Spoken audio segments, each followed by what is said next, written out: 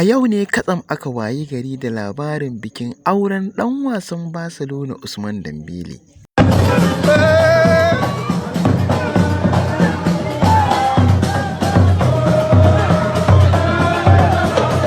Lallai wannan biki ya shammaci mutane ba kaɗai 'yan social media ba.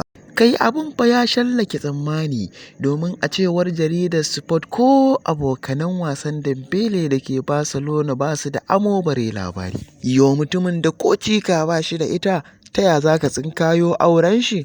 An sami ingantattun labarai sahihai waɗanda suka tabbatar da cewa Dembele salihin yaro ne ba mai kula-kulan mata ba. Sai ga shi dai yau an waye gari ana ta yaɗa faifan bidiyo da hotunan biki da walimar auren ɗan Usmana. Kuma a raɗe-raɗin da muke samu daga wasu jaridu yau ɗin ma an kwata ɗan wasan da kuka sani bai saba zuwa filin atisaye da wuri ba, yau ɗin ma ya je walimar ɗaurin auren nashi ne a makare.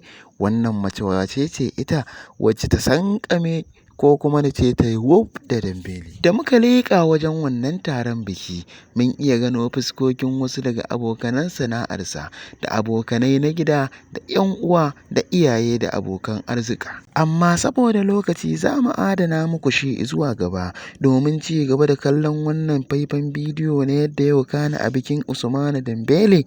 Sai a ci gaba da bibiyo wannan TV wato tashar mu ta FCB Golden TV inda za mu kawo muku episode na 2 na yadda ya wakana a bikin ɗan wasa Dembele. Kada a manta a yi subscribe kuma a danna mana ƙararrawa domin kallon episode na 2.